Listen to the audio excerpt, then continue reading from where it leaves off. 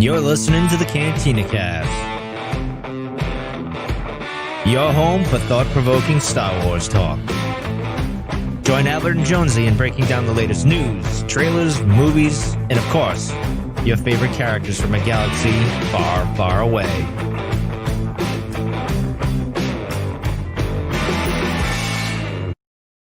Hello, everybody, and welcome to the Cantina Cast. My name is Albert Padilla, and this is episode 341, the long-awaited Season 2 trailer of The Mandalorian. And boy, it was, there's a lot to talk about. We probably are going to take this 2-minute trailer, probably less than 2 minutes, and turn it into about 2 hours. Hopefully, it'll be less than that.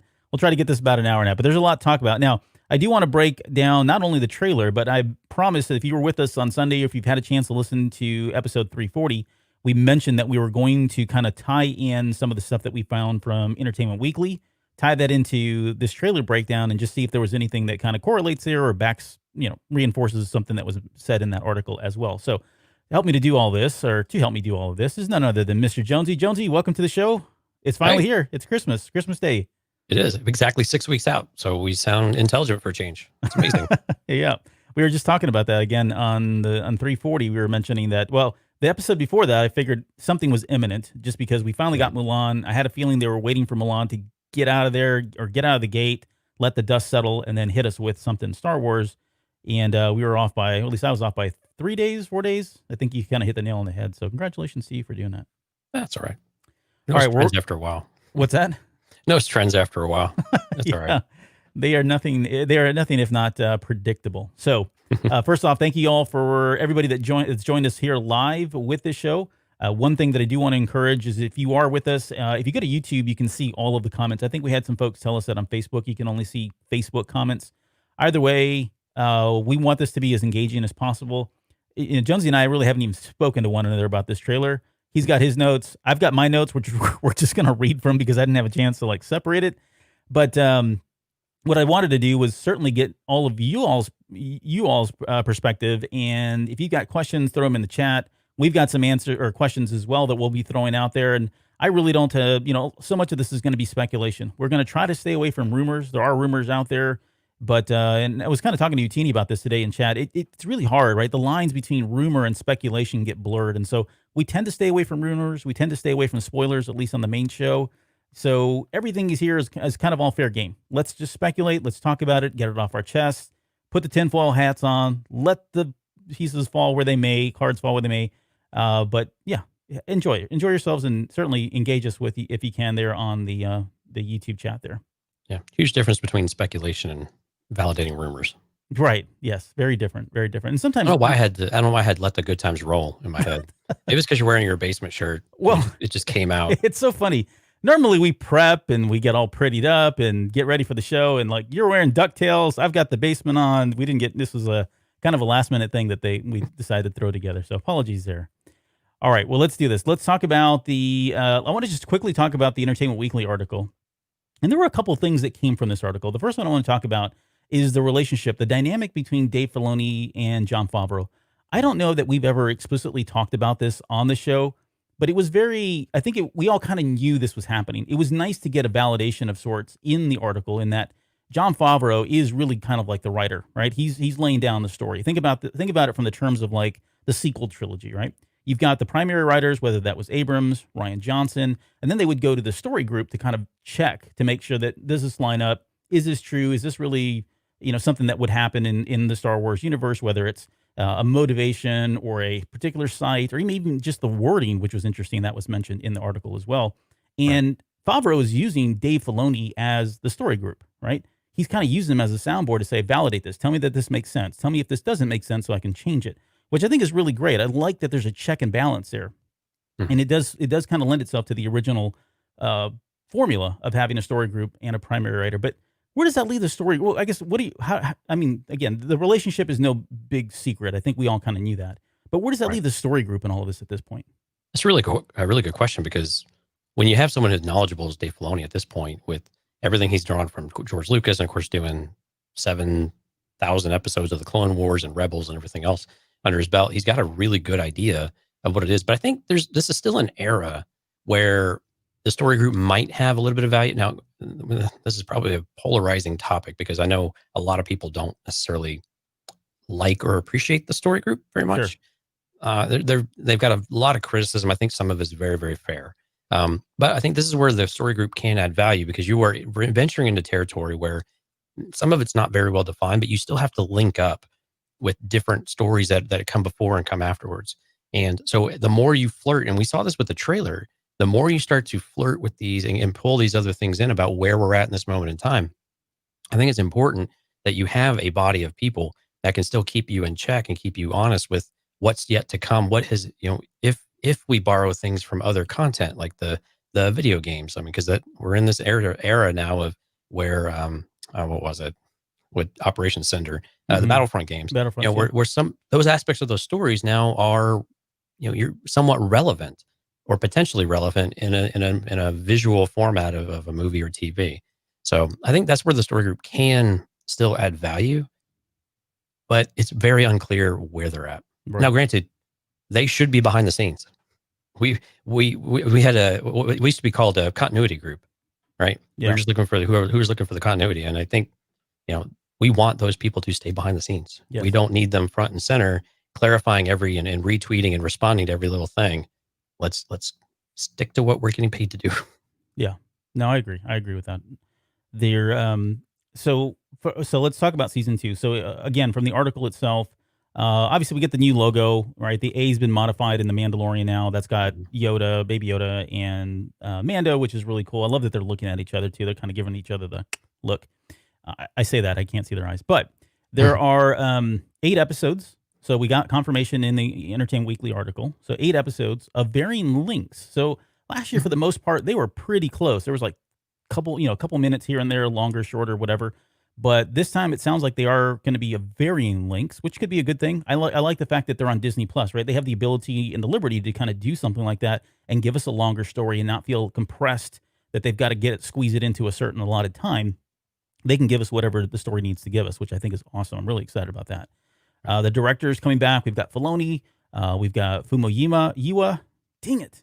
Did I get it? I don't know. Carl Weathers is going to be actually directing an episode, which is going to be cool. We talked about Robert Rodriguez on a previous episode. He's coming in. He's obviously going to bring a very certain style. I don't know that I saw anything in a trailer tonight that made me think, oh, that's Rodriguez yet. But we've got a lot still to talk about. And then Jon Favreau is going to make his return and directed an episode. And he's not directed one since season 1. I think he only directed one of them, if I'm not mistaken there. A little disappointed we didn't get Deborah Chow back because I really, really enjoyed her episodes. So, and here's the question. I don't know, and maybe some of you guys that are watching, listening right now know the answer to this, but was this the final confirmation list? Like, is it just those 1, 2, 3, 4, 5 directors, or was that what they were willing to announce at that point, and we still have more announcers? Like, why wouldn't they have just announced all of them at this point, right? Yeah, and that might be all of them because we know, I mean, last year they doubled up on a couple of them. So I think this is reasonable. And it seems like a safe bet. Like Rick's going to do 2. I'm not even going to, Rick F. He's going to do 2, I would imagine. And it wouldn't surprise me if Favreau, it would be nice if Favreau got in seat for 2 of them or Filoni stepped in and did something. So I don't know if that's going to be the final list. It certainly seems like it very well could be though. Right. Especially when you start, give 2 to a few people. Yeah, we're only got 3 left. Once you add these 5 in, there's 3 left. They're probably going to double up on some of those. I think go ahead. I did want to touch base on the varying lengths thing. We saw a little variability. It was like 35 minutes. I think 35 or 37 was the shortest one, up to 42 or 44. Yeah, rather sure, somewhere in there, depending on how long it ran for, with all of the different languages. But this isn't I don't think we're going to see an hour. I really don't, because we'll see kind of like what we are going to do here in the next couple of weeks, where the last 2 episodes are likely one episode. Broader. Yeah. It's like a 2-part season finale type of thing. Yeah. It's fantastic. I mean, we have a lot of 2-part season openers and season beginnings, whatever those are called. What is it called? Season premieres. There we go. Season premieres. Yep. Man, we are on the ball tonight. So I don't know that people should get too excited that we're all of a sudden going to get hour and a half episodes, because I think that's just unreasonable. And I don't see it happening. And quite honestly, they're still sticking to this almost television type of format, like network TV format of an hour show, you get 42 minutes. Right. If it's a half-hour show, you get 22 minutes. We have seen this over and over and over. So let's not get our hopes up that we're all of a sudden going to get a 50-minute or an hour-long show, because I'm tempering my expectations. We're going to continue to get between 35, 36, 37, up to mid-40s at most. So just to temper expectation. I'm a Debbie Downer. What can I say? That's fine. I don't, as long as, again, I think the reason I brought this up and the reason I'm happy is, regardless if it's 43, 50, 35, they shouldn't feel constrained. Now, I think you're right. I think there's a limit at some point where you lose the audience. I mean, heck, we know after we go over an hour where people start dropping, and I get it. People got to go. They can't stick around for a full hour. They'll come back to it later. Stick around. What's that? Even Mike doesn't stick around. No. I sometimes bail out here after 1 hour. But yeah, no, like there's a natural limit or ceiling where you start to lose kind of like your core group of people that tuned in for it. And so there, and then there's those of us like myself who would be like, sure, I'm down for a 3-hour episode. Put it on. Let's go. I'll, power through that. You just said you won't even sit through an hour. Well, not of this show. Man, you're a complicated. I won't sit through an hour of our show. I'll sit through 3 hours of The Mandalorian. Yeah. Gotcha. Unless Mike was on the show. All right. The other some good stuff here. Yeah. Well, okay. Couple more things here from the article that I think kind of play into what we're seeing. Jon Favreau had said that this season's about introducing a larger story in the world. The stories become less isolated, yet each episode has its own flavor, and hopefully we're bringing a lot more scope to the show. I think you kind of see this, right? And I think that was one of the criticisms that I've seen today from a lot of people with the trailer is it doesn't feel as personal. It seems like it is more expansive. They're getting out to bigger worlds and stuff, and I don't have a problem with that, to be honest. No, I think it's important to establish where you're at in the universe and where the rest of the galaxy is at. Yeah.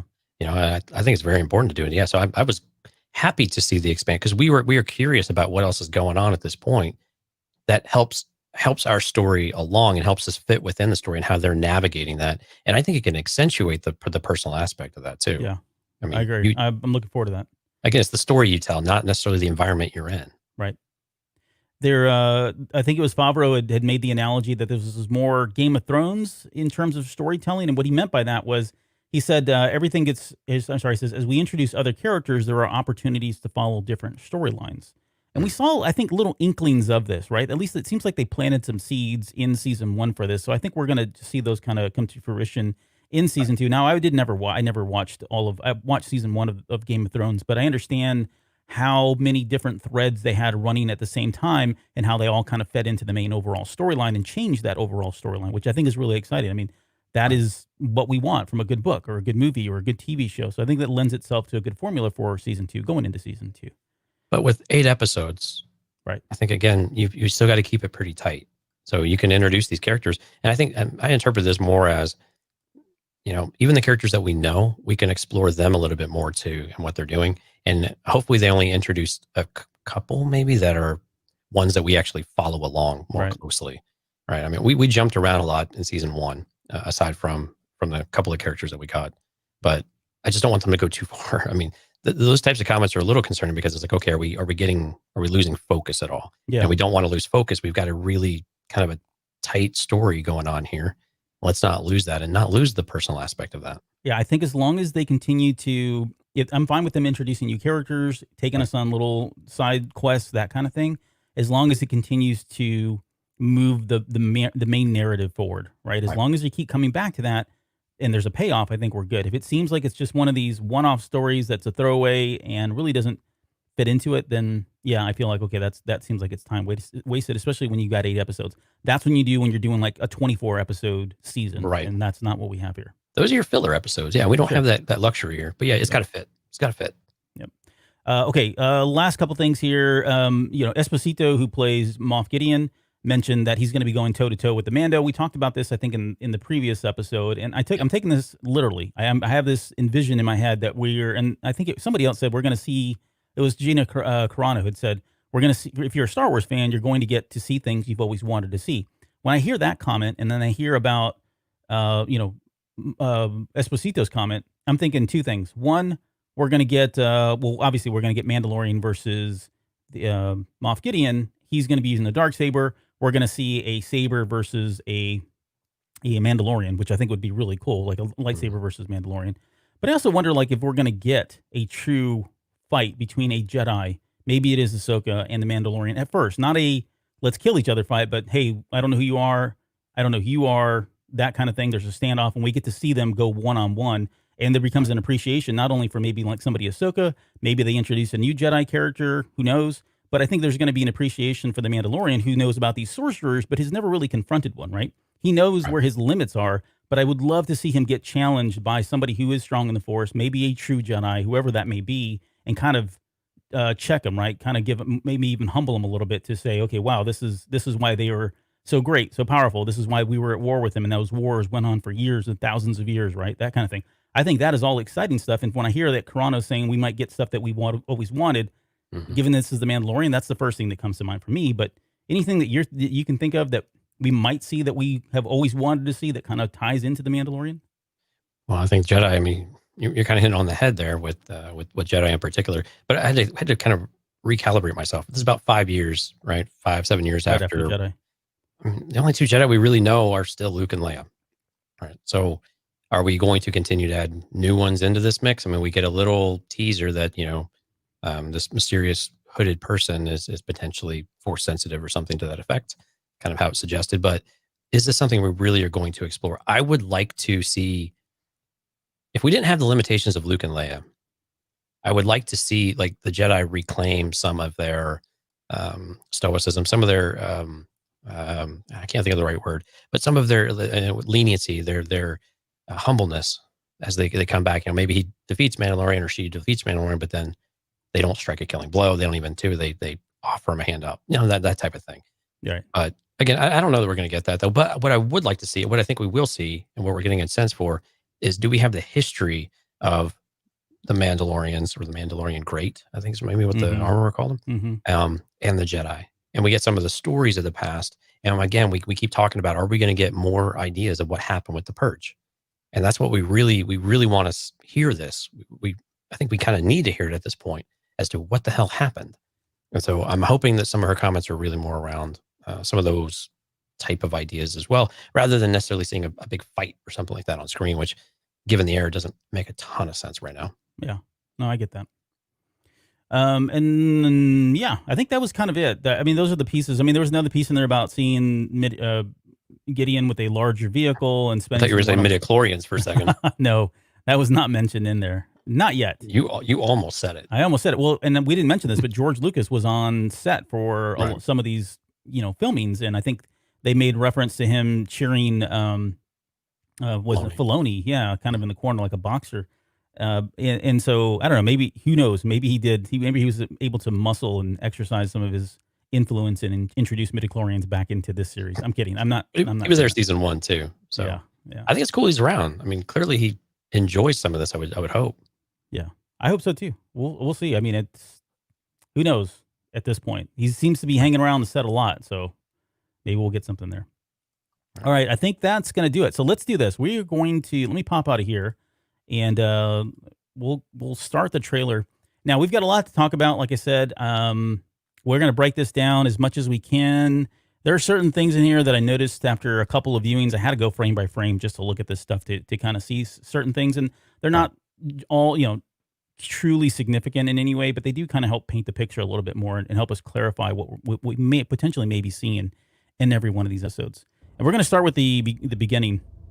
So now the Razor Crest is going to come into focus here, and this thing has seen better days, right? I mean, is on its last leg. It's got its right engine is sputtering out, as you can see there.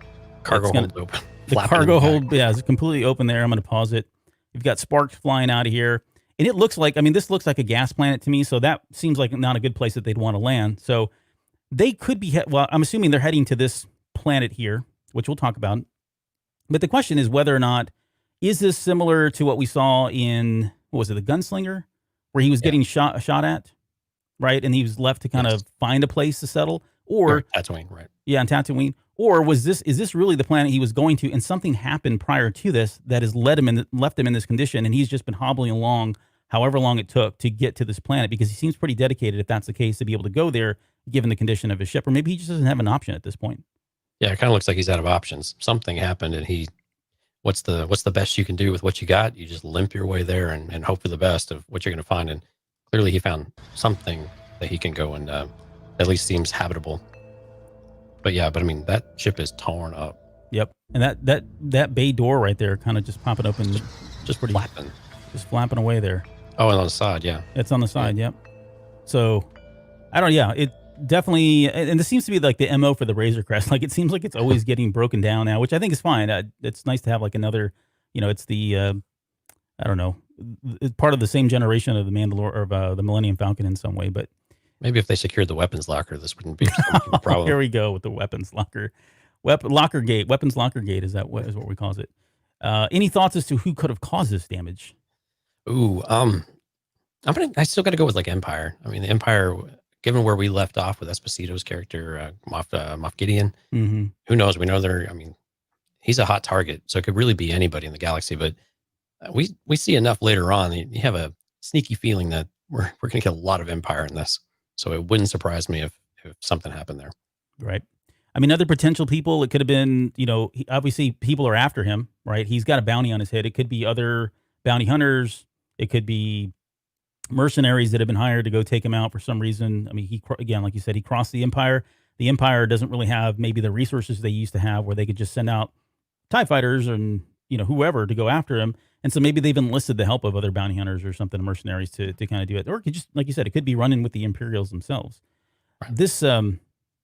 This scene here, so the music, first off, and we'll say first off, but the music here, it's got this wind chime effect, which I think is cool. I think it plays well, but then it goes right in to this really dark, as you can hear it there, right? This dark voice or a didgeridoo. Yeah. That's a real instrument, everyone. A didgeridoo. Yeah. Is it a didgeridoo? So, or it's a low voice. Didgeridoos have the same type of effect, though. So I went out in a previous life. I used to listen to, for no other reason, I wasn't Buddhist or anything. I just liked general religious music from all over the place. I'm weird, but if you go listen to like Buddhist monks chanting, Gregorian chants. Yeah, this is exactly what it sounds like. And it's, when we hear that in Star Wars, we can't help but think of somebody like Snoke, right? And I'm not saying Snoke's in this, so hold the phones. We're not saying Snoke's in this, but I think Darkseid. And I'm starting to wonder, would they be so bold as to not just add another layer to all this? Because so far everything's been Jedi, it's been Empire, it's been bounty hunters, Mandalorians. Would they go this route this soon, that they would introduce something like this? Or was this really just the great mood music for the scene that they were trying to convey here? I think it's great mood music. I mean, that's for sure. But I think you're right. I mean, this is something that they could slip in. And again, and I'm okay with that. I think this is something where you can continue to show what's the state of the galaxy, what's the state of the things going on behind the scenes without showing you too much, but you still get this flavor that something is happening that is still far down the road from actually coming to fruition. But we start to get this idea because we already know these events have happened. Yeah. But do we start to see little clues to where we start to say, well, how do they not see all of this? All the clues are so obvious when you've seen the last 3 movies. But, I think those types of things would be really cool. And I'm okay with that. I just don't necessarily need to see Snoke, Palpatine, those types of characters, although we can get ideas about what they're up to. Yeah. I mean, again, it would be nice to get the dark side in there. Again, not that we need it, but if they want to do this and they want to kind of plant these seeds for season 5 or season 4, or just, again, to your point, imply that maybe there is a dark side present. We know Snoke is around at this point, right? Make no mistake about it. He's made that clear. It's in the novel. It's been confirmed. He was around during this time. To what extent, we don't know. To what level of influence and power, we don't know. But it would be cool to know that, or just even if they just strung us along and give us little hints like this or clues like this that made us think that, okay, he is here, he's around, and we're seeing some of the downstream impacts of his rise to power or his rise to take over the First Order. Right. And seems like a lot to throw in there, but it would be cool. Right. And Noah had a great comment in the chat.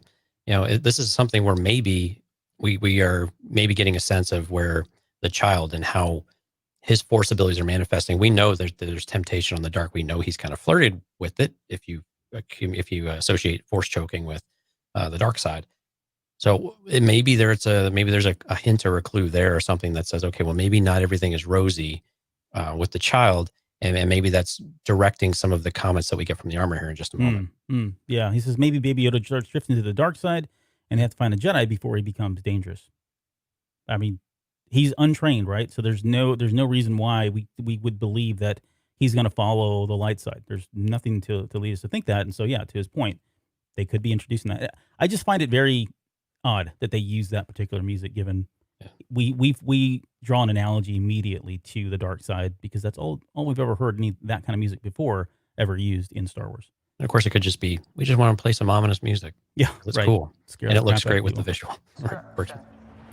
All right, so let's move to on this graffiti planet. So, and so while this is going on, we're getting the flashback, or I guess we're getting the audio from the conversation between the Mandalorian and the armor from season 1, where she's essentially telling him, "You need to take this person and you need to take the baby and go find its people." And in this trailer, I think it's confirmed, not necessarily verbally, but it seems like it is confirmed that his people mean the Jedi and not the species of Yoda. And right. People have talked about that back and forth, but I think this is the path they're going. They're going down this path of they're trying to connect him with the Jedi, which is good. Because it preserves that makes more Lucas. sense. Yeah. I'm sorry, go ahead. I said it makes more sense. Yes. For them to do that rather than, the species doesn't necessarily have to be anything. Well, we know it's unique, but doesn't necessarily have to mean anything from a Force perspective. Jedi make a lot more sense. This town is interesting. I can't think of anything that I've seen like this. The closest, granted, Star Wars is a big place, but when I see the graffiti like this and all that, it seems like a dystopian kind of planet, right? Where something went really wrong. Maybe this is another downstream impact of the Empire leaving this. Maybe this wasn't like this, 5 years ago, 3 years ago, and because the Empire left and now there's nobody here, you've got thugs and trash in the streets. Even the roads have got like dirt on them. They're not like paved. It doesn't look like it's a very, up to date kind of town, if you will. Right.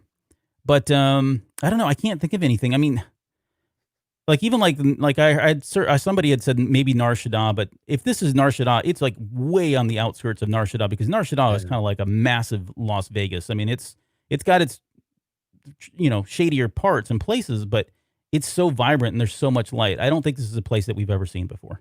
Right. And if it is it something like a Corellia? We a different area of Corellia than we visited in Solo. But again, we've seen that they've done these little callbacks and tiebacks to it, that if it's a place that we have been, it kind of fits Corellia a little bit better. And of course, Noah's killing it right now. If they came across Sabine, of course, this would be a graffiti planet. So, and that would be fun, but probably not probable. But so if it's something we know, maybe Corellia. But yeah, I think, again, we want to keep introducing new places. So this is a new place that we're going to learn about, I guess.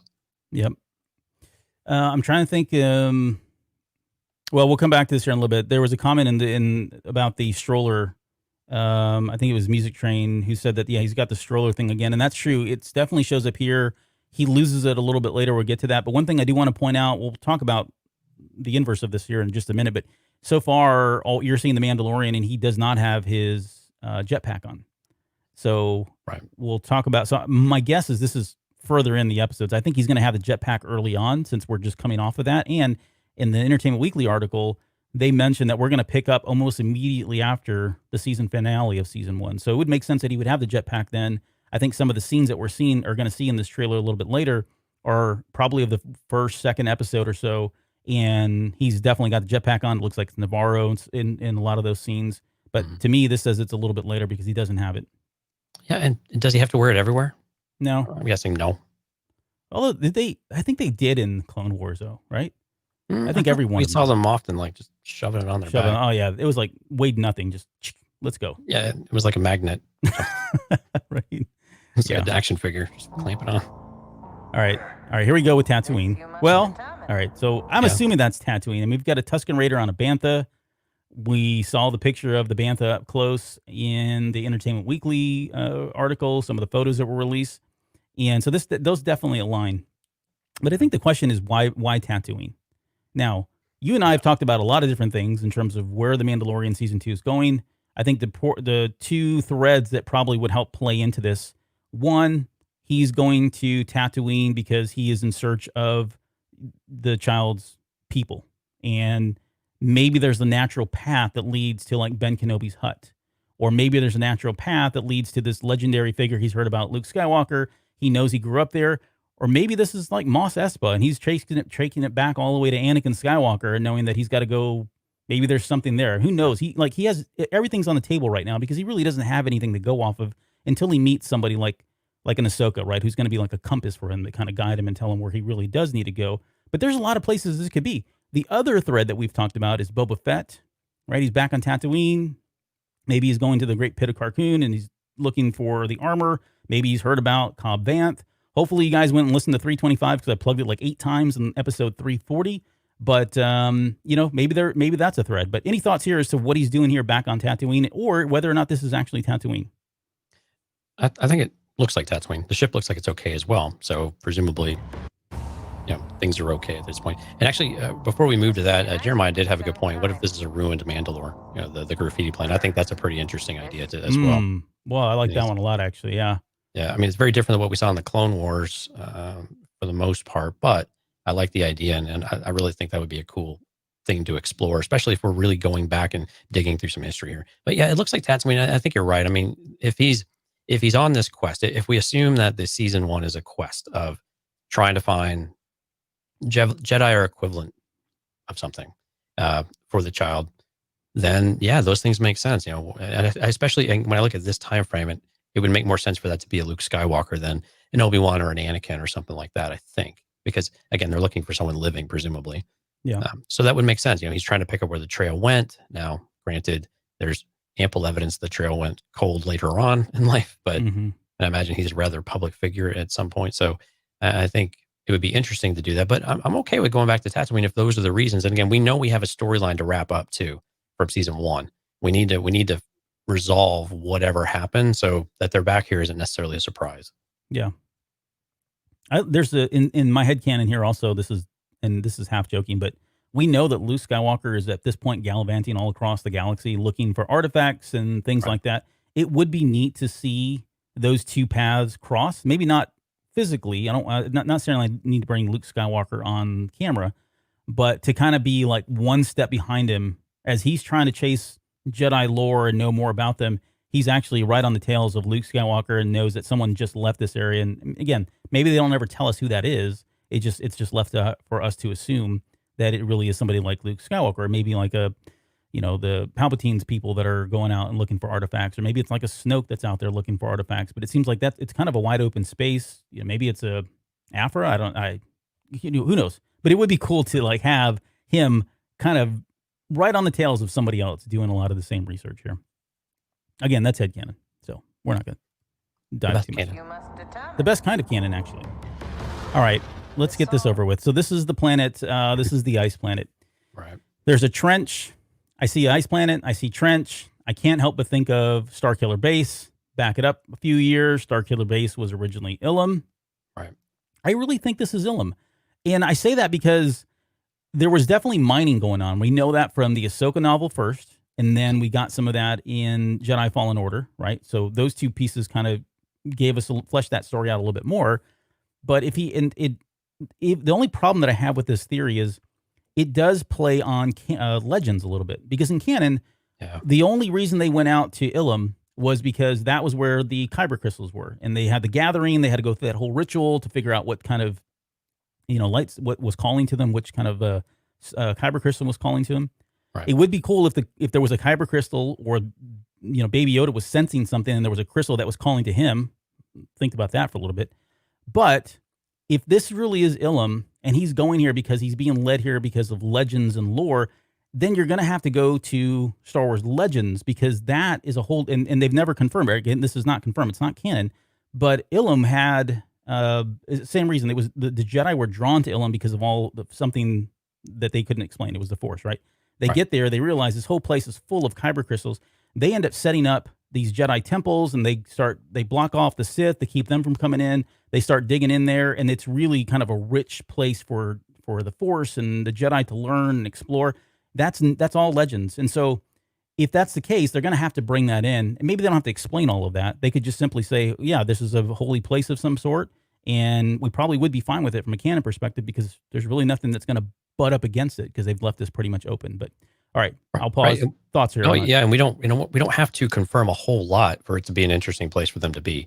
I like the idea of Ilum a lot, though, because of the Force sensitivity, and again, more of this quest, and this makes a lot of sense to be here. But you're right, we were drawing on the Genndy Tartakovsky Clone Wars, where we saw it first person in some of that as well.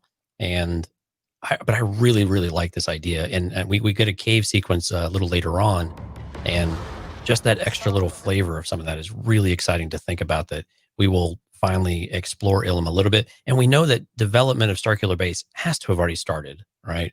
They didn't do all this within the course of 5 or 10 years. This seems like a massive operation.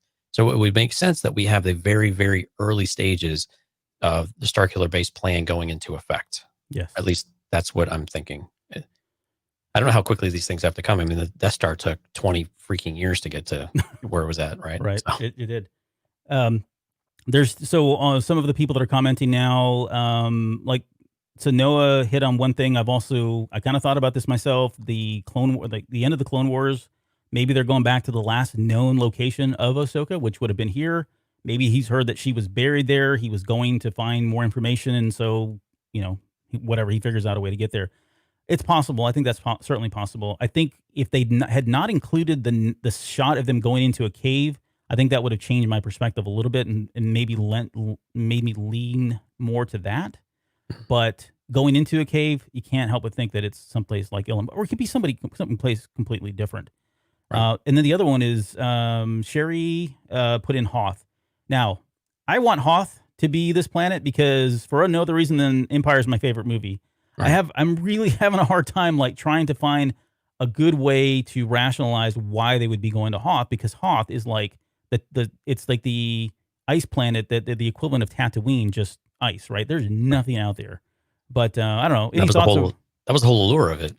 Exactly. It was out in the middle of nowhere. No one knows it. Yeah, I don't like. That would be a little too on the nose. We've been a little bit critical of some of the Easter eggs, and I think that one would be a little bit too much. I like the idea of us exploring something that is a little foreign to many parts of the audience, and maybe a good part of the audience. I mean, even a lot of Star Wars fans aren't as familiar with Ilum as more hardcore type of Star Wars fans, right? So I think there's an interesting thing to bring people along and kind of, bridge that world a little bit. Hoth, again, I think is just a little too much, because then it's like, why are we going back to Hoth? There's literally nothing left there. Yeah. I mean really there's really not. I'm trying to think. Like I was getting into tinfoil hat theories in that at some point they find out that Luke Skywalker contacted Ben Kenobi on Hoth, and so maybe he thinks there's like something about Hoth, and so he goes to Hoth, and it's pretty loose. It's not really good. But would any of that have been documented though? No, that's what I'm saying. It's not. It's like, trust me, I can get there. It's just probably not. Luke's over here in this Wampa haze after getting his butt kicked by a Wampa, and going through shock, and then making out with his sister. That's enough to make we've seen ghosts of Obi-Wan Kenobi. This guy is lit. Right. He's got some mental issues. We're just going to go ahead and let him work it out with this green dude on this bog planet. Yeah. Good riddance, Luke Skywalker. Yeah. Go take some time off, dude. So that's one. This is a good theory too. I toyed around with this a little bit, but what if they're called to this planet by somebody like Ahsoka? She knows that this place has been abandoned now by the Empire. Maybe it's prior to, the First Order coming in and picking up where they left off, if you will. And she says, "Hey, we need to meet up. Go, here are the coordinates. When you get here, there's going to be a cave. Head into the cave, and I'll talk to you there." Maybe that's how they get to this planet. Yavin 4. Tuan, knock it off. It's not Yavin 4. Look at that. Okay. So yeah, winter fallout. Nuclear winter on Yavin 4. Let's move on, and we'll come back to. We're going to talk more about this planet here in just a minute when we get to it. Oh, right here. Sorry. Okay, so I meant to pause that. This shot here. I mean, they're obviously contemplating doing something. I'm assuming they're going to go into the cave, which is later on for sure. Right. I think the one thing that everybody's been talking about is the ship in the background. Now, to my knowledge, I can't think of a ship that looks like that. The closest, it kind of looks like part Y-wing just in the front. It looks a little bit like a drop ship, but then it would have to have been a really like smashed and collapsed drop ship. The painting on the side of it says to me Rebellion era, not necessarily like Republic era. I don't remember them painting their ships that color or that way in any way. But what do you think? On some levels, it almost looks like the head of a walker. Now that I start looking at it a little more closely, it's not the shape of an AT-AT or AT-AT, whichever camp you fall into, but it's got some features that are similar to it. But yeah, I can't figure out what this is. If they came in on it or if it's just been there the entire time. Yeah, I wouldn't think they came in on it. I think somebody maybe came here and landed and crash landed. I think they've walked to this place and they're seeing this is where this thing's crash landed. But again, just from the architecture, it does feel like it's either, I don't know, maybe it's High Republic. Maybe it predates the Republic. Maybe it predates the Rebellion era, and this is a ship that we'll see or will be described about when we get the High Republic series. Maybe it's that old. I don't know, but it For doesn't. all the Rebel fans, maybe it's What's the that? Phantom. Oh, come on. Who Doesn't said quite that? look like I don't know. I just Oh, I thought made it you were up. taking cheap shots at me. That's like my favorite ship. Don't be saying that about the Phantom. Well, maybe it is. But the yeah, I mean, the Phantom. Mandalorian's got. I mean, he's got frost all over his armor, so he's been rolling around in a fight, or you're right, they've been trekking to whatever place that they're at. Trying to get there. Mm-hmm. What else we got here? I was just checking to see if anybody's got anything. Yep, Y wings. Yeah. Okay. All right. Let's move on to the next one here. Okay, I'm going to pause this here. So this is Mandalore the Great. What's that? Mandalore the Great. Yeah, that's what she calls it. Mandalore the Great. All right. So we're at, I'm going to assume either we're at some docks, which I think is a safe assumption, or this is one massive ship of some sort. I'm going to go with docks because you can see the water off to the left-hand side there, over here where this corn is. Yeah, and these look like ships, sailing ships. They look like ships in fishing the background. ships. Yeah. And there are a lot of Quarrens here, right? So, okay, Quarrens, you think Mon Cala, right? That's probably that's their home world. When I first saw, so last night they released some teaser, like somebody leaked some of the images from the Disney Plus app, and it had some of these images on there. It didn't have this one on there. It had an image of the boat that we see a little bit later. Right. And my mind immediately went to like Camino, and I'm thinking, okay, this is Camino. The fact that there's Quarrens all over the place makes it really hard to kind of get there now. Like, I don't think the Quarrens would be hanging out on Camino for any reason. So, yeah, I don't know. I can't think of another good planet that this would be other than Mon Cala, but that's probably the best bet right now, based on what we see. I mean, it makes a lot of sense. And again, it's another planet that many of us are familiar with. And so being able to know that we're there and see it firsthand and see what life is like for some of these is great. We've seen it, I think, on screen in, was it Clone Wars? Briefly, I think we're on Mon Cala in Clone Wars. Yeah, well, we had there was the whole battle. I mean, we saw the whole battle between the Mon Calamari and the Quarrens, and then they finally reunited. They united and, brought their planet under control and got the Separatists out of there. That's right. Yeah, and so, I mean, I like this. I mean, I kind of like the aspect of it. It's very rooted in kind of what we're familiar with fishing communities. So I think that's kind of a neat thing. And I'm trying to think if we've actually seen a true boat like in the water in Star Wars. We had the yacht in Last Jedi. I'm trying to think if we actually seen a boat in water. We had Rise of Skywalker. I mean, that was more like it was a skiff, though. That was more of I don't know. It was floating. I guess that's fair. But yeah, that's the closest that we've gotten. And even that, it's like a one person. I forget what they call those things where whatever that is. I'm not a boatman. That's not even a word. Okay. So the other thing about this scene, so he's got the jetpack. Okay. So again, I'm thinking early on,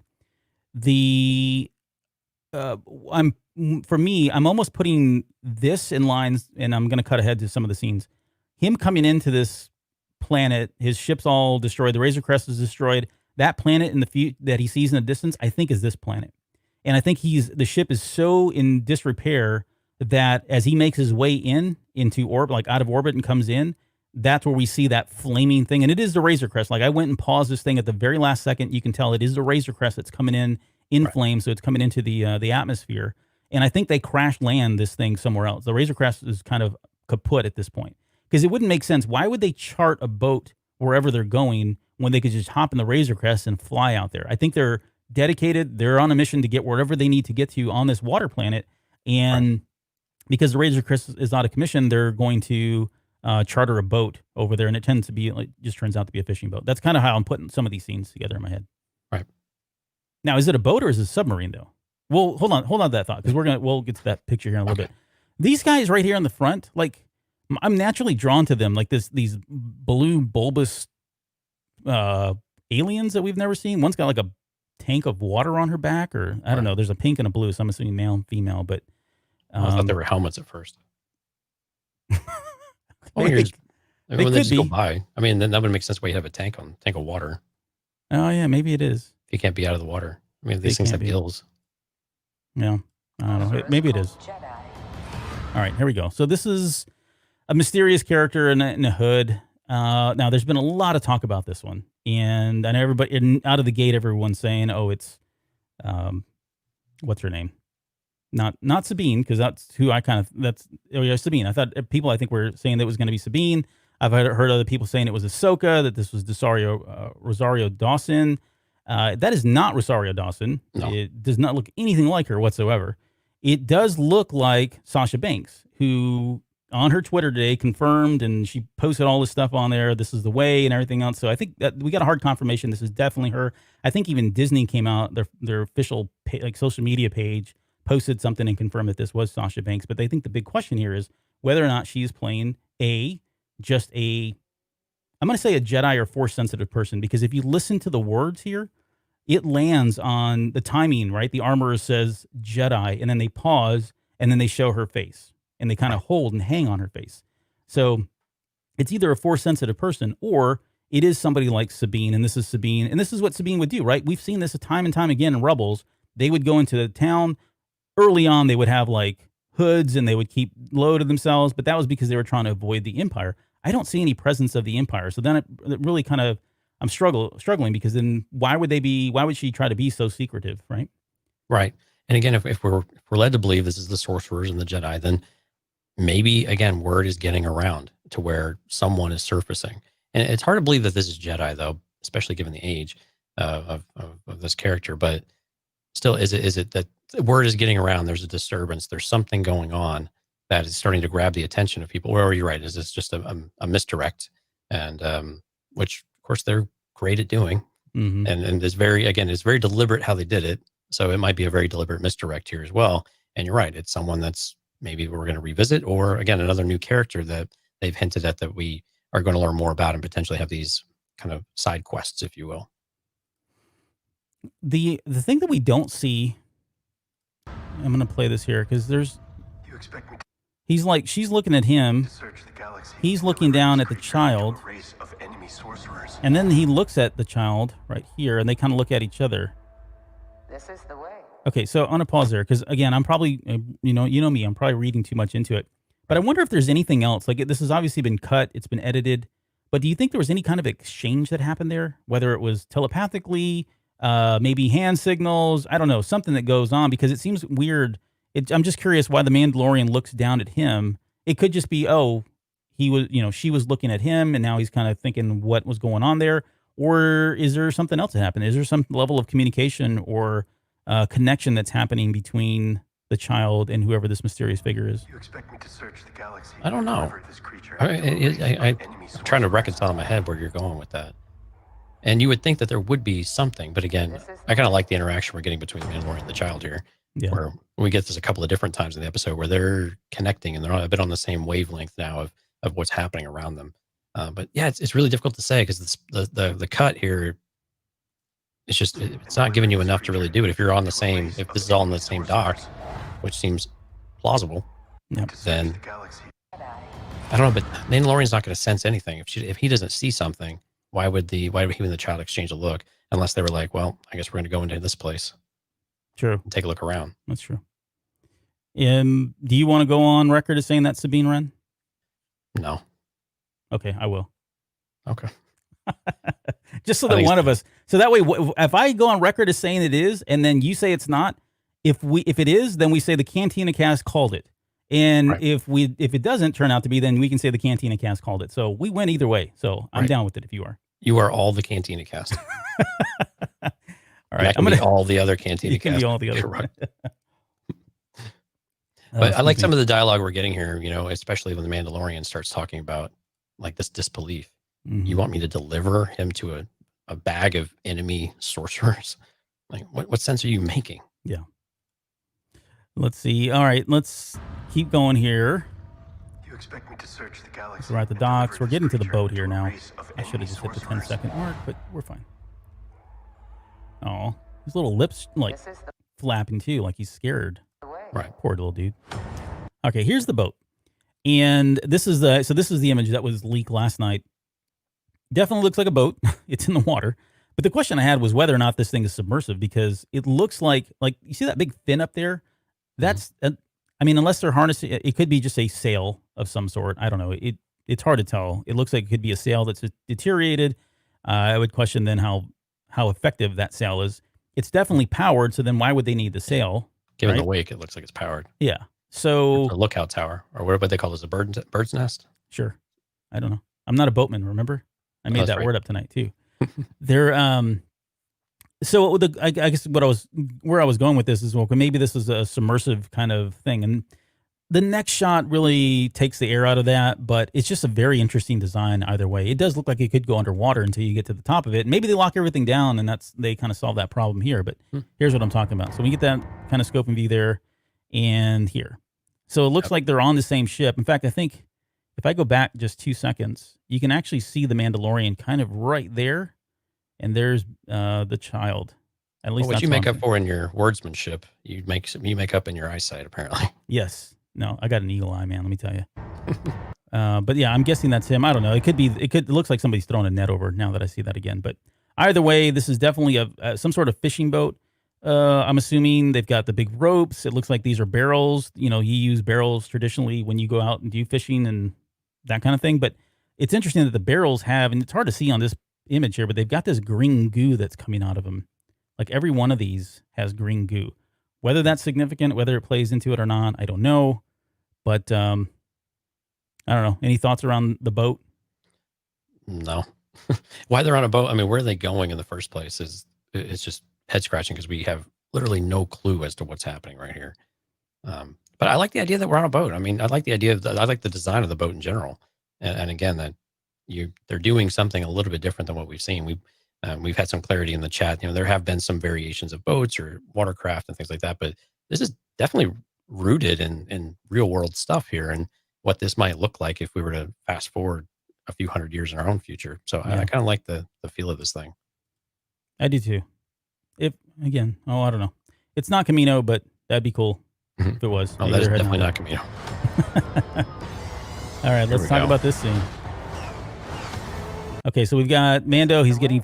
It looks like he's being escorted by X-wings, right? Yeah. That's kind of the formation we would expect, and that's a modern day thing, right? We're used to this. We've seen it in Clone Wars. We've seen it in Star Wars. This is an escort of some sort. We saw it in Empire Strikes Back with the cloud cars. The question, though, is really around: is he being escorted because they're being nice to him, or is he being escorted against his will in some way, and they're leading him somewhere? This changes, though, because we're going to see in a minute here, he's actually leading in front of them. And then we got questions around whether that's a fight. Are they just chasing him? Are they all spearheading to the same exact place? And then lastly, and I want your thoughts on this, there's paint on the front or on the top here of the Razor Crest, like these yellow markings. Mm-hmm. And I got some questions around what that possibly could be. But thoughts on all that? Yeah, it definitely looks like an escort, and it definitely looks like they're on a cooperative mission here when they get down to the atmosphere. Mm-hmm. And they're in attack. They got the S-foils in attack formation, right? I think they open them up in a little bit.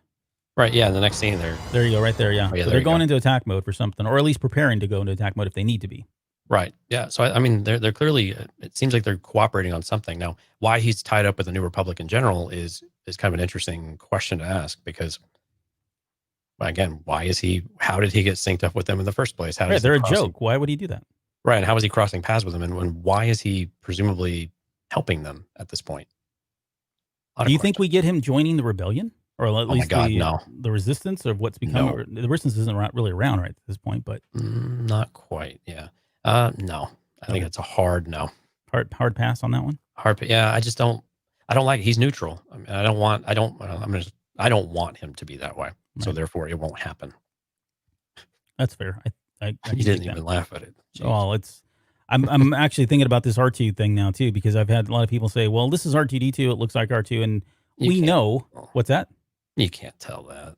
Well, it looks like R2. I mean, it's a blue astromech droid R2 unit. I'll give you that. But if I'm not mistaken, in episode 1, there were other R2s that were popping in and getting picked off, right? As they were trying to get out of Naboo. So it's just the color, guys. I mean, it's the color of those droids, and it's cool that it is blue. And we know that blue is the one that we currently relate to as far as R2D2, but this could be any other R2 unit that just happens to be blue. Okay, well, all right, so let's go with this then for just a moment. If it's R2, what do you think? Well, at this point, from what I know, R2 is running around with Luke Skywalker, right? So Seems why? like it.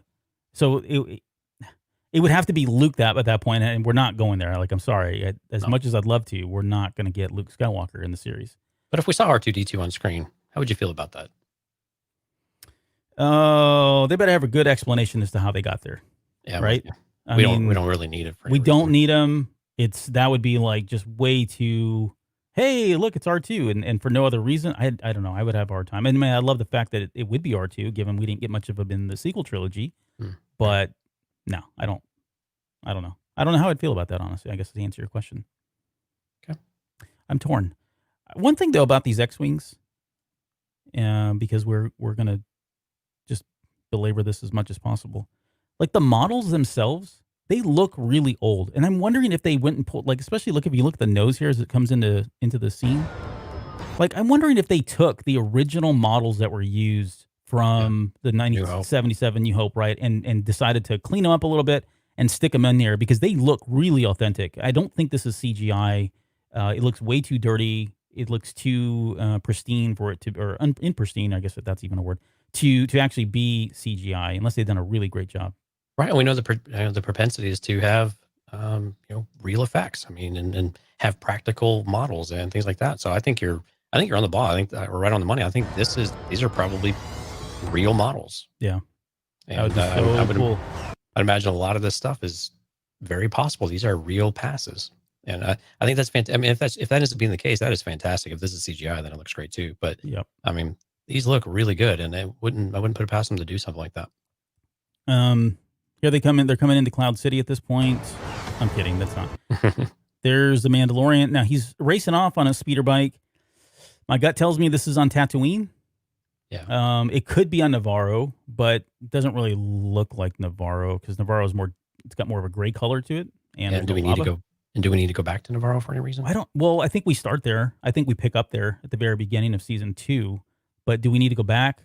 I don't think so, unless he's going back to pick up Kara and Grief Karga, which we'll see that here in just a little bit. But yeah, I think this is definitely Tatooine. He's kind of off in a hurry.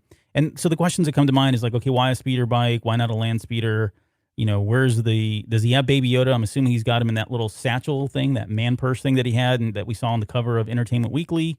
So He's ditched the stroller here. He's not carrying that thing around. That thing, it's not going to even keep up with a speeder bike. But yeah, I'm thinking Tatooine here. That's how I'm with you on that one. And it looks like the similar speeder that we saw in the what was the episode called? The Prisoner? No, that was what we just did. Oh, the one with Gunslinger. the Gunslinger. There you go. Yep. Yeah, it looks pretty similar. Okay, let's go on. That was a quick scene. And there's the scene here. So, like, whatever's happening here, they look pretty happy to see whoever it is. I'm assuming it's the Mandalorian. That does look like Navarro. You're right. Yeah, and it does look like it does. And I'm looking at his dress, and we commented on this when we were going through the pictures from the Entertainment Weekly. But this looks like I said, it looked like a samurai outfit, and it does. It certainly does. But now that I see the whole thing top to bottom, like I'm wondering if they put him in some kind of position of power, like he's now the mayor or de facto whatever of this Navarro town. And now his beard's kept up, his hair's been cut.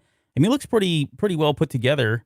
But they're definitely happy to see whoever it is. So I'm assuming, I'm going to just guess that he's coming in to meet them for the first time after the events of episode or season 1 finale. And this is how they're greeting him. They're happy to just kind of see him. Yeah, I'm with you on that one. Definitely looks like he's now in some sort of position of importance, or he just spent a little of that best car money and he's just upgraded his duds. He's looking sharp. I like that outfit though. I mean, it looks sharp. It does. And the contrast is cool. Yeah, it is. I mean, and it looks really, really good. And I like the kind of the buttons on the side for whatever this cloak is. And when I see all the color in the background, I think, okay, well, maybe he's turned this place around, and with the help of other people, right? Maybe Navarro isn't what it was before, and now it's kind of starting to blossom. There's color in here. There's some there's people in the streets doing more than they did, and the Empire has been run out now. Who knows, right? Maybe he's turned this whole thing around, like a Lando Calrissian kind of character. We got a really quick shot of these Outlander TIE fighters, or Outland TIE fighters that are taking off. And there's 3 of them now, which I thought was interesting because I thought there was only one really, and that was Moff Gideon. He had the cool one, but definitely not. He's got other ones here as well with him. Again, yeah, potentially Gideon involved in this area as well. Yep, I would say so. This definitely looks like Navarro by the it's like, you know, the background Right. is pretty low. You've got some mountains here. You can see the cracks in the earth down here. Steam's coming up in the back. It's all, well, that could be just the TIE fighter taking off, but I'm guessing Navarro on this one.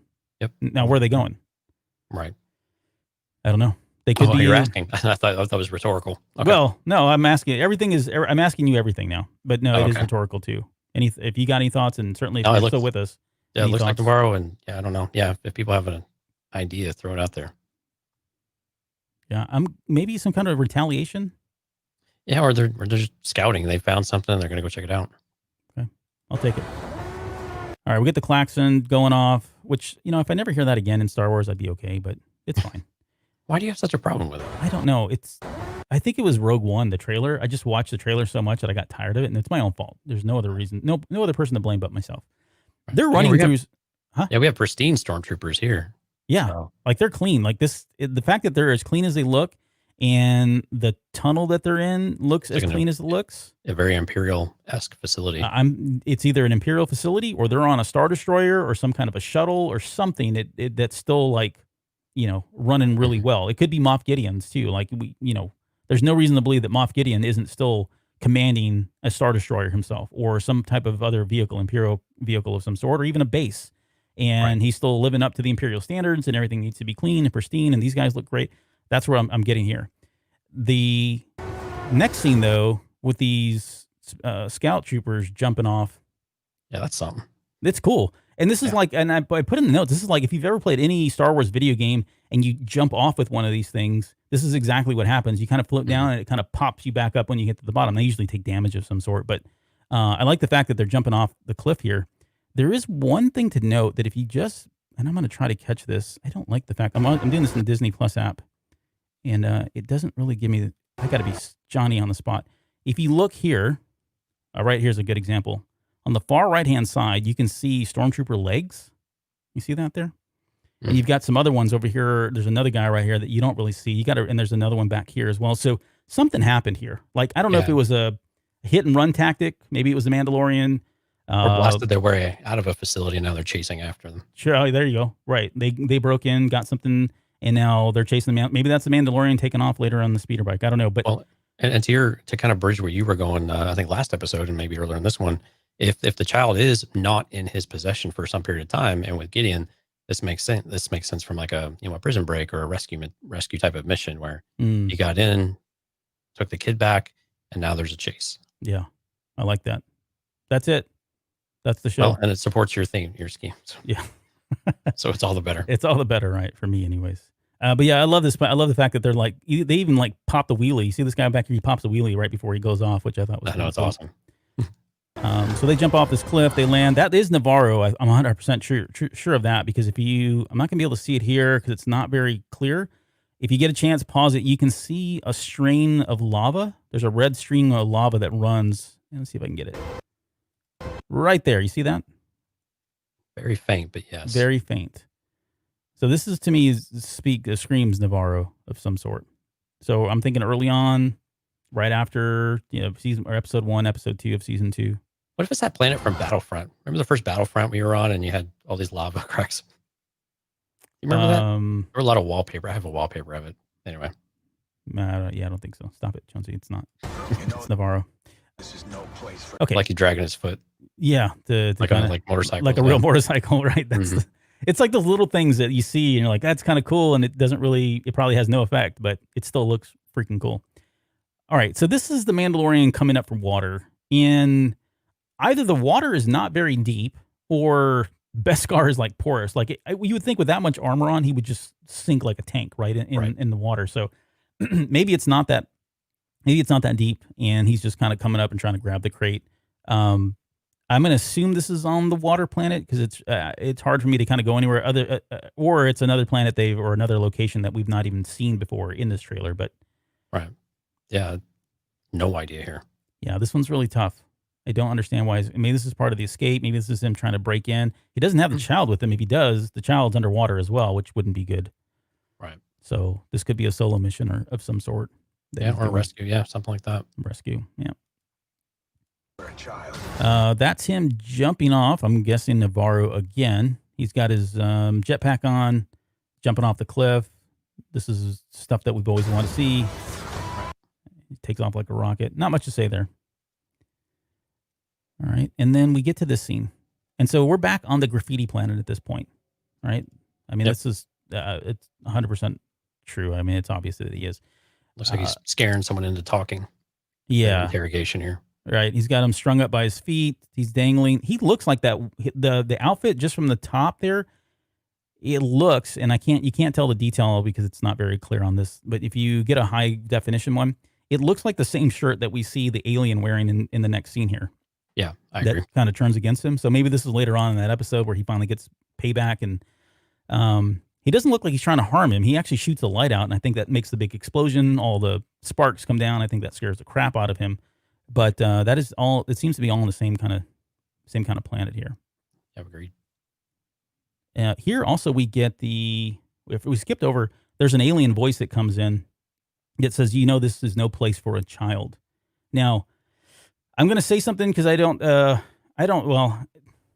there originally when this trailer came out, this person's name was listed in the credit. Like if you turn the closed captions on, it had his name in there. If you go back and watch it now, they've turned it off and it just says the alien. So maybe I won't, because I do want to try and stay away from spoilers, but his name was leaked. All I'll say is that this name doesn't sound familiar to me. I couldn't find any kind of reference to it anywhere. So it is a new character that it's nobody that we've ever seen before, but we'll just call him the alien for the sake of this episode. That works. And we'll see him here in a second. All right. Here's him going into the cave. You can clearly see there's a cave back here. He's got the child in his arms, and then you're going to see him again right here. And we get the line, wherever he goes, we go, or wherever he goes, I go, which is right from My Buddy, which was a doll that came out in the 80s, but whatever. Well, again, this looks like a continuation of the scene we saw earlier where he's crouching down next to the child. Yeah. Yeah, I think this is that. I think you're right. I think they're sitting there looking at it, talking about it. You sure you want to do this or whatever? Yeah. The ice around the helmet. Yeah, the ice around the helmet and the armor is consistent. Yep. So, yeah. I'm going to say that's it. Oh, man, I hope this is Owen. Even if they don't say it, I think it'd be really cool. Mm-hmm. And there is the Razor Crest coming in out of space into this planet. Let's see if I can get it. Right about there, you can kind of see it. You see the engines, yeah. So that definitely is the Razor Crest. And the fact that it's coming in like that tells us that something's wrong. Coming in hot. He's taking a page right out of Anakin Skywalker's book and coming into orbit, or coming out of orbit there. Another happy landing. Another happy landing. It does look very similar, like reminiscent of that scene. Looks like a phoenix. Yep. All right, here we go. Right, this is weird. Yeah, this is like so weird. Like it's almost weird to look at.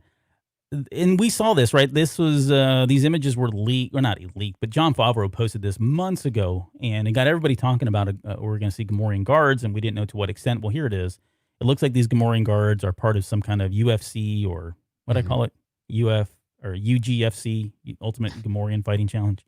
But they're definitely in a ring of some sort. They've got vibro axes. They're going at it. So I'm thinking gladiator battles, or maybe like a UFC kind of competition.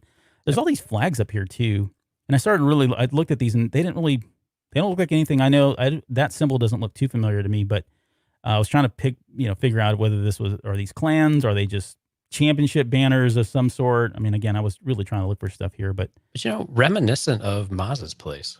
Oh, come on. Well, no, I'm being somewhat serious though. I mean, yes, I want to needle you with it, but I mean, it gives you the same vibe of when they go into, what was it, Takadana? Yep. Where you can see all of the banners, and it just reminds me of that a little bit. So maybe we'll see Maz. Yeah, over under on when we see Maz Kanata. No, we're not doing that. I'm going to put the odds at 3-1. 3-1? I'm going to go 10-1. I'll go to 100-1. How about that? How about 1,000? Let's just make it an even 1,000. But the thing is, the Gomorian Guards, like, I don't know, it's just really the outfits. Thin. They're really thin, and I think the reason that they're explaining this is the Gomorian Guards that we saw at Jabba's palace. I mean, they're like the sloth, lazy, no good for don't do anything, just sit around and eat all day, and so they're kind of fat and putrid. But that's really not what Gomorian Guards look like. I think we've seen Gomorian Guards in Clone Wars. I don't remember if we saw them in Rebels or not, but they did look skinnier. And I just chalked it up to, that's just kind of the direction and the artistic take that they took on them. But Here, it looks like these guys are a lot leaner because they're constantly in battle of some sort. They keep themselves a lot more fit. They're certainly a lot less intimidating. Gotta be honest with you. Yeah. That, and I don't know what they're wearing on their bottom halves here. Yeah, that's got a name. I forget what it is, but I like their sandals. It's kind of cute. That was cool. The little thing that was kind of flashing there. Again, these are vibroaxes. I'm going to assume just because. Yeah, we see a little pulse. Yeah, that happens right there. And then here's the alien that we were talking about, and he's kind of going on where he says, this is no place for a child. Mandalorian says, wherever I go, he goes. And then he says, so I've heard. Now, some people have said this is Mike Wazowski. Maybe it is, maybe it isn't. Either way, he is, what's the Abyssian? Abyssian? I think so. We got one of those in episode 4, and there were some in the Clone Wars as well. But they're like the Cyclops creatures, like the one-eyed creatures that we see in Star Wars. Yeah, we won't get into that. But who is he? Any thoughts as to who he would be? Warlord, cartel leader, gang leader, ringleader? I don't know. I mean, I don't really think he's there. He's got thugs, though, right? I mean, or I'm assuming those are his thugs. Maybe they're not. Yeah, they sure seem like it. But yeah, I don't know. Yeah, it makes sense. I mean, he's saying, yeah, so I've heard, and everybody pulls a gun on him. Mm-hmm. And this is actually, it's coming up on one of my favorite scenes. Laugh at it every single time. Oh, yeah. But yeah, no, I don't know. Maybe he runs the place, but I don't know. It seems like this is more of maybe an organized meeting, because he's got to be searching for something. And it seems like they know what they're talking about here. Or he's up to speed on whatever is happening. Yeah, and I think this is at the rink. I think this is at that ring, because look at there's this innocent bystanders here. When you see the whistling birds here in a second, right there, you can see people cheering and clapping in the background. Oh, absolutely, yeah, no doubt about it. And then here we go with this part. Click and disappear. That's great. Yes, that's definitely the highlight of the trailer. Sorry, I know it seems kind of cheesy and on the nose, but it really is the best part of it. Just knowing that the child knows that, okay, when those things come out, better take cover because things are about to get kind of rough here. Right. And again, we talked about this earlier. We're starting to see the interactions and the comfort and the anticipating what's going on and recognition as to what's about to happen. Yeah. And I think that's fun. And you get moments like this when you have that. So I think this is really cool that we're starting to see this develop here. Yep. So in my head, the way this plays out is this, he does that. And then we hear it. And when we hear the whistling birds go off, my guess is everybody kind of scatters in this, everybody leaves because suddenly there's a bar fight essentially that's broken out, right? And they don't show it here, but I assume we're going to see this fight kind of play out in the episode and kind of culminate in the final scene here where we see him fighting these two. Well, one of them is Zabrak for sure. This guy right there. Right. He's even got the body tats on him. Looks similar to what we saw. You can see his body tats there. He's got a vibro knife stuck in him from the Mandalorian. We're going to see that, and you can see everybody's gone. Like everybody evacuated this place once this fight broke out. What he's doing here, though, I don't know. I don't know if he's looking for money, still on the trail of somebody else. Where this he's down near now he's down near the ring. Yeah. So why is that? And again, like you said, everyone's cleared out. I'm assuming we're not going to have a black screen as the whistling birds go off. That's just for dramatic effect here on the trailer. Yep. But clear that we're going to see a lot of action. And again, we're going to be able to see him taking on multiple enemies, which we just talked about was really cool. So interested to see that again with living things this time. Yes. Dylan Cards in the chat said that it sounds like Jon Favreau. And I'm glad you brought that up because that's who I hear you can't hear it on the audio for this show, but when you listen to it, it sounds like him doing yet another voice in Star Wars. Maybe it's not, but it does sound like his voice quite a bit. And that kind of brings us to the very end. I mean, the next thing we hear is "This is the way," which is right there. And I think a lot of people were saying, "Well, I'm kind of tired of hearing it." I don't know. I'm not tired of hearing it. It's fine. It is. As long as it fits the narrative, if it's what we're doing, if it's what we're, what they're about and what their journey looks like, I think that's it's fine to keep bringing it up because it's their way of life. Right. Great looking logo, by the way. Oh, it's awesome. I like the blue. It's very 80s, which I just can't get over. I love it. The any thoughts around the smoke though? Is that just special effects, flair? Is there significance meaning there? Nah, I think that's just dramatic effect. Dramatic effect. Okay. I don't know. You've come up with something. What fan fiction have you written already? No, I haven't touched this just yet, but I'm thinking about it. I'm like, okay, why would there be smoke? What is the? And there seems to be more smoke around the N. No, I'm kidding. I don't know. There's no. I don't know what it is. It is a cool logo though, and I love the fact again that they're looking up at. He's Yoda, Baby Yoda's looking up at him. He's looking down at him, father and son. Oh, just love it. And that's how it ends. That's how the trailer ends. So great trailer. This is a great trailer. Yeah, and let's talk about that because I agree. I enjoyed the trailer. There wasn't a lot here though, and that's not necessarily criticism. Like we don't need a lot. We they could have put nothing and we would have still been mad, but it's not going to stop us from watching it, right? We're going to watch this thing. We want to see these characters. It gave us the primary characters we want to see. It gave us things to think about. Certainly gave us enough content to put a show together for an hour and 15 minutes. That was my point. Clearly, there's something there to talk about. Right. There's definitely something here to talk about. When you compare this to like the season 1 trailer, though, there was a lot more in the season 1 trailer, a lot more scenes, much quicker than there was in this one. But again, I think it served its purpose. It gave us something to think about. We're only how many days are we now at this point? Like roughly 45. 45? Yeah. Yep. So we're not that far away. This is enough to tide you over for 45 days, and we're probably going to get more. We'll get a BTS thing, and Entertainment Weekly will do something as usual. I mean, all that's coming. I guarantee you that. Right. So we'll get more, but especially that 2 weeks before. Yeah, the 2 weeks before we'll have all sorts of variations of trailers. I'm sure. Oh, for sure. Yeah, and so the TV spots and everything else that's going to be coming out. Right. But let's talk a little bit of the difference though between season 1 and now, and why maybe you feel that way. The way I look at it, we were trying to establish who the character was in a lot of season 1, especially the season 1 trailer, and that was a lot of what we focused on about. Where was he at? What was it? What were the drivers for him? What was his history? Who is he? How is he going to be? How is he going to interact? What are the things he's going to come across? And we had all of these characters being thrown at us that we knew fit into the narrative because they were recognizable names as well. Right. But I'm seeing some similarities here, though. I mean, we've got references to the Jedi sorcerers, we're going to call them. We have a hooded figure that we're uncertain is that a misdirect or is that the real thing? Mm-hmm. And now we've got this. I mean, clearly we're having a lot of conflict here in a lot of different ways.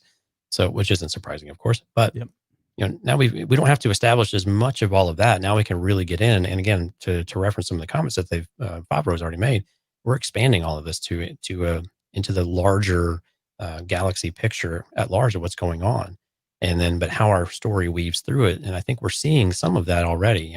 We get the visuals of the Empire, we get the visuals of the New Republic or X-Wings. So we're having some of these flavors that we're still in all of this, and we're not immune from everything that's going on in the galaxy, even though it doesn't have to completely influence our story entirely and become the main driver of it end to end. For the rest of for at least the rest of season 2. Yes. And I think that's the best argument against it too. This is okay. Like if this was what we would have got for season 1, I think people would have been like, right. It's kind of light, not much there. It's a different approach, right? We're in a different part of the storytelling at this point. So right. I love that they focused on what they did. Now that said, quickly, let's just kind of wrap this up and talk about what we didn't see, right? So there were a lot of things that we didn't see that we knew would be that we know to be in season 2, and these aren't spoilers; these have all been confirmed. So, Rosario Dawson is Ahsoka Tano. We've already talked about that. I don't have a problem with her not being in the trailer. I think people are like, "Where was she?" There was a big deal. Why wasn't she in the trailer?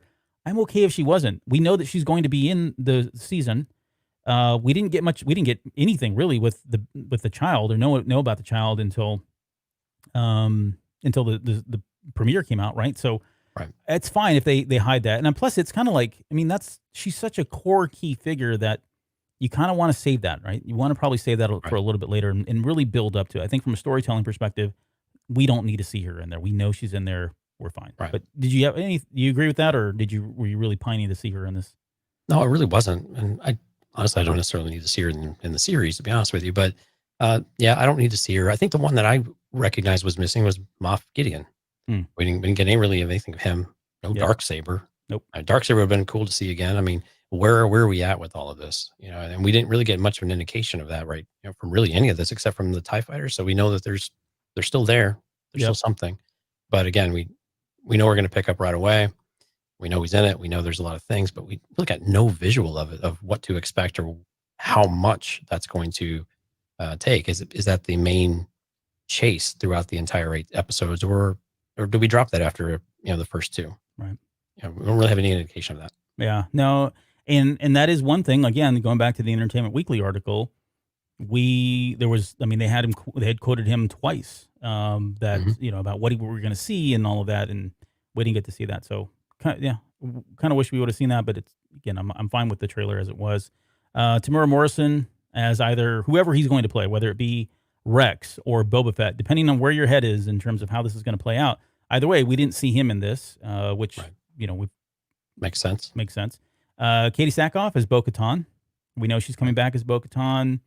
And not that was her, but and I forgot to mention this earlier, but that, we think about like the last season of Clone Wars and the Mandalorians, like Bo-Katan and Ren, Sabine's mom, they're running around in town and they've got the cloaks over their heads too.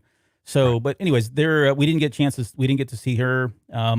Is it Michael Biehn? The character, the guy from Terminator and Right. The Abyss and all those other movies. We know he's been confirmed in this. We didn't see his character at all. Timothy Oliphant is another character we didn't see. We didn't see anything of IG-11 or whether he's coming back. Kuiil's He dead, Jim. Ghost. I don't. I'm pulling straws there, pulling for anything at this point. But anything else? Did we miss anything? Is there anything that you felt like we missed? Or not us, but like they missed in terms of what we really needed to see for this trailer? Well, I think a couple things. One, we didn't see anything referencing Kuiil at all. So is he really dead? Is he the one that's really dead, in my opinion? We also have no idea where Cara Dune and Grief kind of fit within the narrative yet.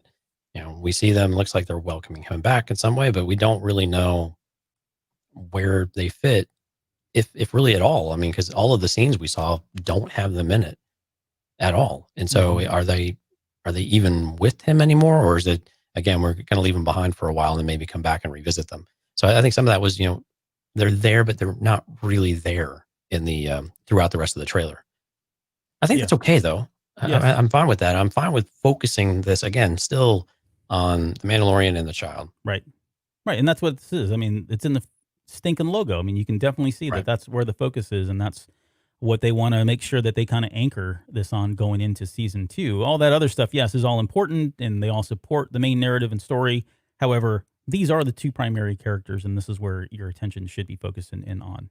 Oh, and by the way, here's Grief Karga and Cara, in case you forgot what they look like. But other than that, yeah, it's about these two, and it's about their journey. Right. And then, so Jeremiah had a good comment here. Also might want to avoid the fan backlash concerning how Ahsoka looks in live action format. Very valid point. I think you're going to have people that are going to love it, people that are going to be indifferent. You'll probably have a ton of people that don't like it and start nitpicking this. They changed that. They changed this. Rather just avoid all that right now. Right. And don't discount difference of voice. Right. Yeah. The voice of some of those characters we love are synonymous with the character. And especially aside from Ashley. the visual. Yeah, especially Ashley. I mean, really all of them. I mean, Obi-Wan and them as well now at this point. But yeah, I mean, that sound and audio and effects and things like that, audio are so important for Star Wars. Yeah. And you can't discount how that will make you feel. Even if they may get the visual quite right, will they get the sound side of that right? Will they get the voice, the inflection of, a wiser Ahsoka at this point or something like that? Yeah. So I think those are other things that, you're right. I mean, we have to be careful with expectations, but I think we also, we're going to have to expect some sort of backlash from some pocket of fandom. Unfortunately, it's just the nature of things. Cool.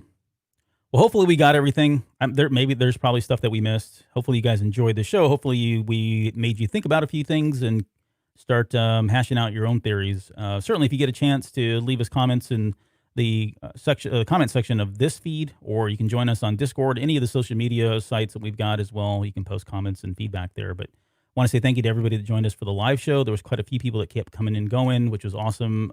Great engagement as always. So thank you guys for doing that.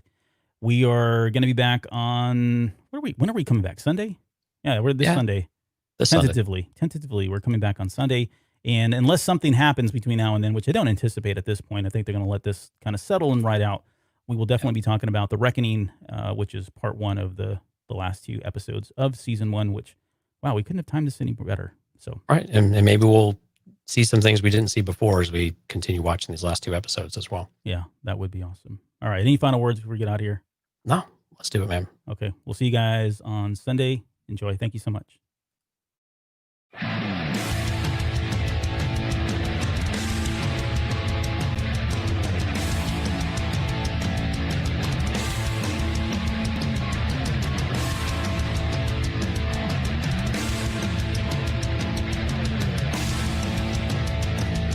still listening? Wow, that's amazing. Well, I'm here to give you the disclaimer.